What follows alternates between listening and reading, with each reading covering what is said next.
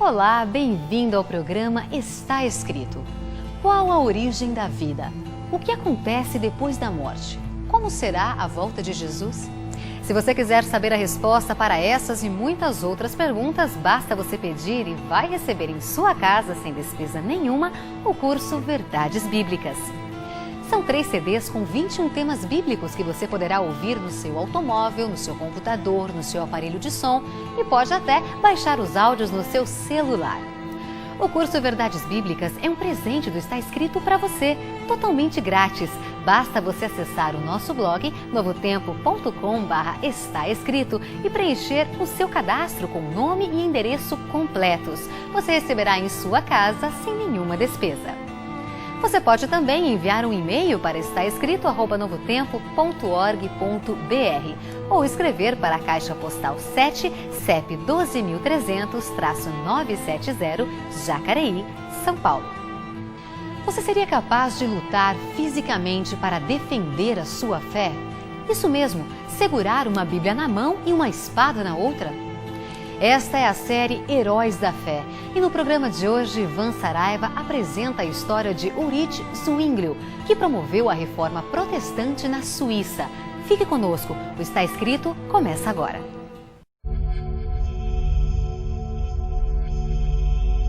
Ele permaneceu através dos tempos. O livro de Deus. A Bíblia. Indispensável em nosso mundo complexo, transmitindo esperança ao redor do mundo.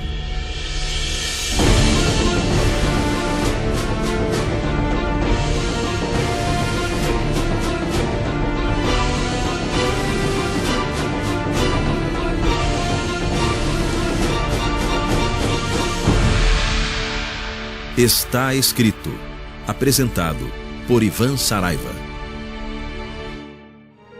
Série Heróis da Fé. Hoje, vida e obra de Ulrich Zwinglio. Olá, querido amigo do Está Escrito. Eu espero que você esteja bem, esteja tranquilo, para que juntos possamos mergulhar um pouquinho na história e darmos continuidade à série aqui do Está Escrito Heróis da Fé. Hoje nós vamos conhecer a história de um homem que fez uma diferença tremenda dentro do cristianismo e vamos dar essa continuidade na série conhecendo um reformador que vem da Suíça, Ulrich Zwinglio. A verdade é que Zwinglio nasceu na Suíça, apenas 2 meses depois do nascimento de Martinho Lutero. Ele nasceu exatamente no 1º dia de janeiro de 1484. Mas a reforma na Suíça, diferente do que alguns pensam, não foi o resultado direto da obra de Lutero, mas sim uma reforma paralela àquela que ocorreu na Alemanha. A doutrina pregada por Zwinglio, o reformador suíço, ele não a recebeu de Lutero. Era uma doutrina de Cristo, puramente bíblica. O próprio Zwinglio disse: se Lutero prega a Cristo, ele faz o que eu estou fazendo. Você consegue perceber, né? A reforma que aconteceu na Alemanha estava paralelamente acontecendo na Suíça com Zwinglio. Deus estava levantando homens que nunca tinham se falado, que não haviam conversado, que não se conheciam, mas apresentando as mesmas verdades, por uma única razão. A Bíblia é a palavra de Deus. E qualquer pessoa, independente do seu país, independente da sua classe econômica ou social, vai chegar às mesmas conclusões. Porque a palavra de Deus é a mesma, assim como o nosso Deus, que é o mesmo ontem, hoje e eternamente. Em 1506, só para a gente ter uma ideia, após receber o seu título de mestre em artes, foi ordenado sacerdote e serviu na paróquia de Glarus. E lá ele continuou os estudos. Veja, uma pessoa que quer se dedicar ao conhecimento da palavra de Deus, ela nunca para de estudar. Ele chegou até mesmo a dominar o grego, que era um feito para a época extraordinário, pois havia muitos sacerdotes, aliás a maioria, que jamais tinham lido o Novo Testamento, não conheciam nada de grego. Agora, você seria capaz de imaginar uma coisa assim? Uma pessoa sendo chamada de sacerdote, padre, pastor e que nunca leu, por exemplo, o texto de Paulo no livro de Efésios, no capítulo 2, verso 8, que é um texto importantíssimo para todos nós cristãos. Efésios 2, verso 8, que diz assim, veja a importância desse verso. Agora você imagine um pastor, um padre, um presbítero, um padre que nunca leu esse texto. Por exemplo, Efésios 2, 8 diz assim: Porque pela graça sois salvos, mediante a fé. E isso não vem de vós, é dom de Deus. Entende? É dom de Deus. A salvação se dá pela graça, mediante a fé. Como pode um líder religioso jamais ter lido uma passagem tão importante e fundamental como essa? A verdade é que alguém que se diz um líder religioso e que nunca leu a respeito de justificação pela fé, na verdade ele não é um líder religioso. Ele pode se autoafirmar ou dizer ser, mas a verdade é que para você ser um líder cristão, você precisa conhecer muito bem esse livro. Por isso, a gente precisa refletir sobre pessoas que dizem, afirmam que conhecem a Bíblia, mas em um momento ou outro acabam nos decepcionando. Veja, por exemplo, o caso de alguns líderes religiosos em nossos dias. Eles afirmam que certos trechos da Bíblia não estão mais em vigência. Já ouviu falar sobre isso? Outros querem acrescentar alguma coisa à Bíblia. Bom, para essas pessoas, a gente tem que lembrar 2 Timóteo 3,16, um verso bastante conhecido também de todos nós. 2 Timóteo 3,16 diz assim: toda a Escritura é divinamente inspirada e proveitosa para ensinar, para redarguir, para corrigir e para instruir em justiça. Viu só? Toda a Bíblia é inspirada. Nada de um trecho ou outro eu deixo de lado, tento acrescentar outras coisas. A Bíblia é essa aqui. E eu e você devemos ser fiéis a ela, porque assim estaremos sendo fiéis a Deus. Zwinglio amava toda a Bíblia. Ele estudava a Bíblia de uma capa a outra. Ele era um apaixonado também pelos escritos de Paulo. Talvez você também seja apaixonado por Paulo, pela sua vida, pelo seu ministério e pelas suas cartas. Historiadores afirmam que de tanto estudar os escritos de Paulo, Zwinglio chegou a decorar todas as 14 cartas do apóstolo Paulo em grego. Você tem noção do que é isso? Um indivíduo que não fala o grego, aprende o grego, começa a ler em grego e aí depois começa a decorar grande parte do Novo Testamento em grego. Sem dúvida, um homem de Deus que conhecia muito e que foi inspirado por Deus para poder tocar uma grande reforma ali na Suíça. E é lógico que depois desses estudos diligentes no Novo Testamento grego, que era no caso editado por Erasmo, em 1516, aos 32 anos, Zwinglio foi despertado para a fé evangélica, experiência muito semelhante àquela que Lutero estava experimentando na mesma época, só que na Alemanha.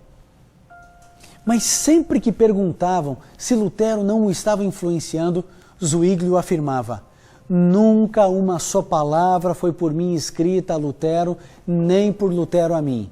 E por quê? Para que se pudesse mostrar o quanto o Espírito Santo de Deus é harmonioso. A verdade é que ele age em Lutero, age também em mim e pode agir em qualquer pessoa da maneira que ele quer, revelando a mesma verdade. Essa era a visão de Zwinglio. Era isso que ele tinha no coração, ele percebia, peraí, eu não conheço Lutero, Lutero não me conhece, eu não me correspondo com ele não escreveu nunca nada para mim. Como podem os dois estarem chegando às mesmas conclusões? Pela harmonia do Espírito Santo de Deus. Mas você sabe, não existe reforma espiritual sem a Bíblia. Podemos então, por isso, afirmar que a reforma de Zwinglio na Suíça começou de fato em 1º de janeiro de 1519. E no início desse ano, Zwinglio começou a pregar sermões expositivos, algo completamente diferente na sua época, e ele começou a explicar capítulo por capítulo, começando no Evangelho de Mateus. E ele dispensava essas homilias tradicionais de pregação em latim, ele deixava tudo aquilo de lado. E Zwinglio também tinha uma outra característica interessante. Ele se recusava a cortar em pequenos pedaços o Evangelho do Senhor. Sabe, lendo alguns poucos versos e aí explicando. Não, ele tentava explicar todo o capítulo. Por isso ensinava a Bíblia capítulo por capítulo. Ele relembrou depois que pregou. Não fiz nenhum acréscimo e sem nenhuma hesitação ou vacilação. Ele não acrescentava e ele continuava pregando insistentemente a palavra do Senhor. Zwinglio estava certíssimo. É assim que eu e você temos que fazer. Na Bíblia há uma advertência para quem não age assim. Você quer ver? Veja comigo o que está escrito em Apocalipse, no finalzinho da Bíblia, no capítulo 22, do verso 18 e o verso 19, que diz assim: Porque eu testifico a todo aquele que ouvir as palavras da profecia desse livro, que se alguém lhes acrescentar alguma coisa, Deus fará vir sobre ele as pragas que estão escritas nesse livro. E se alguém tirar quaisquer palavras do livro desta profecia, Deus tirará a sua parte do livro da vida e da cidade santa e das coisas que estão escritas nesse livro. Não podemos pregar da Bíblia apenas aquilo que nos interessa. Essa é a verdade. A Bíblia diz que Deus é amor, mas Deus também diz que Ele é justiça. A Bíblia diz que Deus é salvação e que a salvação é pela graça, mas também diz que seremos julgados pelas nossas obras. Fala de um céu que nos espera, mas também fala de um lago de fogo preparado para Satanás e seus anjos, e obviamente para aqueles que não são fiéis a Deus. Quando eu começo a estudar a palavra do Senhor, eu preciso ter isso em mente. Há muitas coisas aqui dentro que eu não vou gostar, ou que eu não vou concordar, mas ainda assim eu preciso seguir. Essa é a vontade de Deus. Siga a Bíblia.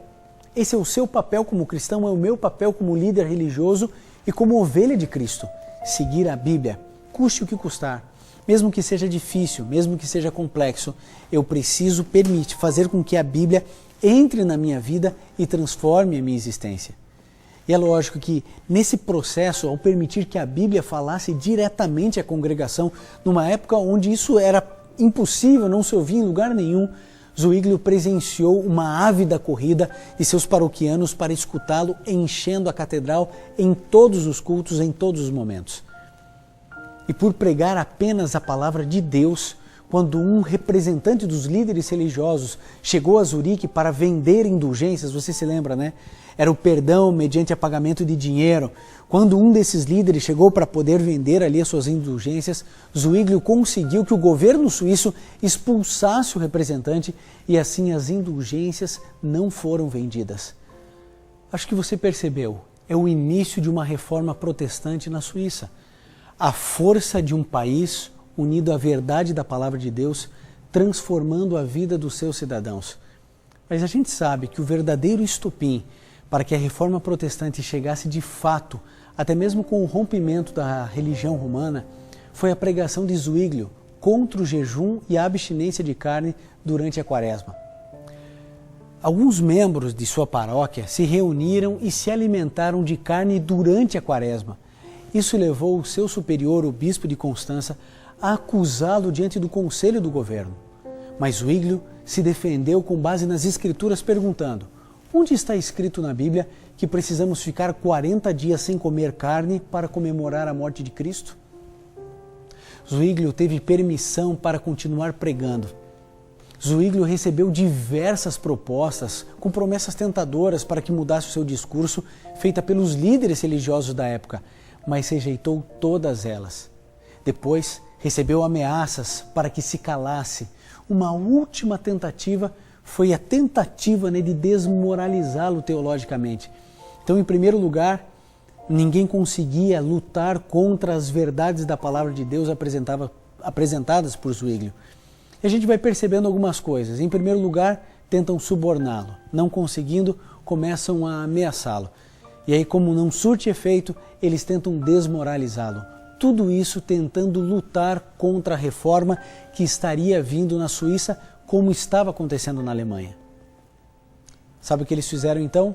Um grande debate, apoiado agora pelo próprio governo suíço. De um lado estaria Zwinglio, de outro estaria o vigário de bispo, Jonas de Faber, o nome dele. Diante de 600 pessoas, eles começaram um grande debate, talvez um dos debates mais importantes da história da reforma protestante ali na Suíça. Zwinglio sozinho defendeu suas doutrinas com base nas Escrituras Sagradas e não houve resposta por parte do vigário. Zwinglio preparou 67 artigos nos quais insistia na salvação pela graça somente, por meio da fé, na sabedoria de Cristo sobre a Igreja e no direito dos sacerdotes se casarem, condenando também as práticas religiosas da Igreja Estatal Romana não aprovadas pelas Sagradas Escrituras. Faber simplesmente limitou-se a dizer que convocaria um concílio para decidir sobre as questões debatidas. Quando lhe pediram para mostrar que Zwinglio estava enganado, Faber se negou a fazê-lo. Então, o conselho declarou que, já que ninguém podia refutar as doutrinas de Zwinglio, ele poderia continuar e manter-se firme na pregação do Evangelho da forma como ele estava fazendo. Foi aí que Zwinglio exclamou: Deus seja louvado e engrandecido, cuja palavra reinará nos céus e sobre a terra. A partir daí, a reforma na Suíça foi levada avante. As taxas de batismo e sepultamento foram abolidas, porque se pagava para ser batizado ou sepultado. O pão e o vinho começaram a ser oferecidos ao povo na ceia. Muitos sacerdotes, monges e freiras casaram-se. Zwinglio também se casou com uma viúva, Anna Reinhard, em 1522. Então foi estabelecido um sistema de educação pública geral, sem distinção de classe social. O uso de imagens e relíquias foi proibido. E em 1525 a reforma se completou em Zurique, com uma mudança total no ritual da missa. E assim, Zurique se tornou o primeiro estado evangélico por iniciativa dos seus próprios governantes. Essa decisão estava baseada no princípio da sola scriptura, somente a Escritura. Vamos ver o que a Bíblia diz e simplesmente vamos cumprir. Os pastores da cidade foram exortados a comprar cópias do Novo Testamento grego, e se não tivessem recursos para isso, algum cidadão piedoso compraria para eles ou emprestaria o dinheiro. Como Zwinglio disse, a Santa Igreja Cristã, cujo único cabeça é Cristo, nasce da Palavra de Deus e permanece na mesma, e não ouve a voz de mais ninguém. A ênfase de Zwinglio na graça de Deus, disponível somente por meio de Cristo e comunicada pelo Espírito Santo, foi uma verdade resgatada. Era o ressurgimento da chama que ardia na Igreja Apostólica. E foi exatamente nesse mesmo ano, 1525, que Zwinglio transformou a catedral numa escola bíblica, onde pessoas se reuniam para aprofundar-se no estudo da Palavra de Deus. Ele abria as reuniões com a seguinte oração: Deus Todo-Poderoso, eterno e misericordioso, cuja palavra é, e citava o Salmo 119, verso 5, lâmpada para os nossos pés é a tua palavra e luz para o nosso caminho. Abre e ilumina nossas mentes para que possamos entender tua palavra pura e perfeitamente e que nossas vidas possam estar de acordo com aquilo que tivermos ouvido, que em nada desagrademos tua majestade, por Jesus Cristo nosso Senhor. Amém. Essa escola de treinamento para jovens ministros teve uma enorme influência, transformando-se modelo para outros seminários reformados na Europa e mesmo entre os puritanos na Inglaterra ou nos Estados Unidos séculos depois. Enquanto isso, instigados pelos líderes da religião romana que organizavam um exército e marchavam em defesa da fé tradicional, em 1531 começaram um ataque de surpresa contra a cidade de Zurique. Foi nessa batalha que Zwinglio perdeu a vida enquanto servia como capelão das tropas de Zurique na Batalha de Keppel. Isso aconteceu no dia 11 de outubro de 1531. Na época, Zwinglio estava com 47 anos. Hoje, qualquer turista que vai a Zurique encontra uma estátua de Zwinglio próximo ao lugar onde o reformador desembarcou quando foi assumir o seu cargo de pregador da grande catedral pela primeira vez em 1519. Quando você vê essa estátua, Zwinglio está com uma Bíblia em uma das mãos e uma espada em outra. Essa pose simboliza notavelmente não apenas a tensão da carreira de Zwinglio, que o levou à trágica morte, mas também o seu desejo de trazer às esferas da vida, a igreja, o Estado, teologia, a ética, a magistratura e ministério. A vontade era que a vontade do Senhor prevalecesse em tudo. Esse era o desejo desse homem. Ele viveu para pregar o Evangelho. Para nós hoje, ainda ecoam as palavras de Zwinglio ditas em 1523. Não tenham medo, meus amigos. Deus está do nosso lado. Vão em frente em nome de Deus. E você, querido? Você também pode demonstrar uma fé como a de Zwinglio? Você também quer defender a verdade? Você quer mudar o seu país? Quer mudar a sua cidade, o seu bairro, o seu condomínio, o seu prédio? Você quer mudar a vida dos seus vizinhos, dos seus familiares? Só existe um caminho, é a seriedade e a força da palavra do Senhor. Eu tenho certeza de que Deus ama muito você, que Ele quer o melhor por você, que Ele quer estar ao seu lado agora, nesse exato momento. Você precisa ser forte, não precisa? Eu tenho certeza que sim. Deus quer você um homem poderoso, mas não em dinheiro, não em fama, não em poder. Ele quer você um vitorioso na palavra de Deus. Confie em Deus. Você não precisa confiar em mais ninguém. Zwinglio não confiava apenas em Deus. Lutero na Alemanha, ele ali na Suíça, pregando o Evangelho. Sabe, para a gente poder se sentir bem, para a gente poder ter convicção daquilo que a gente faz, eu e você precisamos nos entregar, firmes à verdade. Há uma escritora norte-americana chamada Ellen White que diz assim, que eu e você devemos ter mãos de ferro com luvas de pelica. Precisamos clamar a Deus, precisamos dizer, aqui estou, Senhor, quero aprender, quero fazer mais, quero ser mais forte do que eu sou, eu quero enterrar os meus desejos, minhas vontades e seguir a Tua vontade. Perigos vêm, perigos vão, e eu e você continuamos firmes na palavra do Senhor. Que a vida e obra desse grande homem, esse profundo conhecedor da palavra de Deus que transformou um país, possa nos inspirar a transformarmos o nosso também. Que Deus abençoe você e a mim e que possamos nos entregar completamente ao nosso Senhor Deus.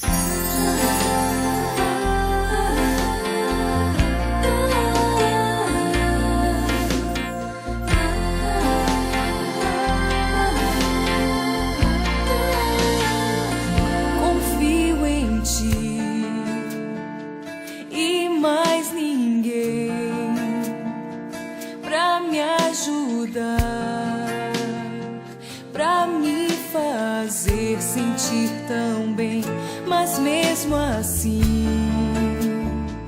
há um vazio em meu ser e outra vez começo a temer e a minha força nada é. Aqui estou, Senhor, quero aprender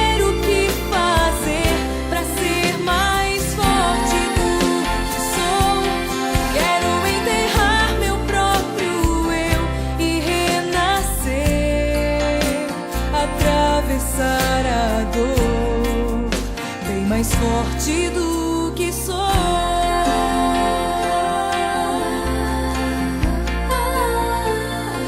Perigos vêm ao meu redor pra me abalar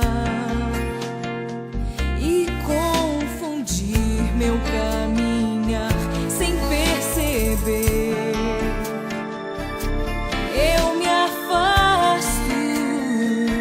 Não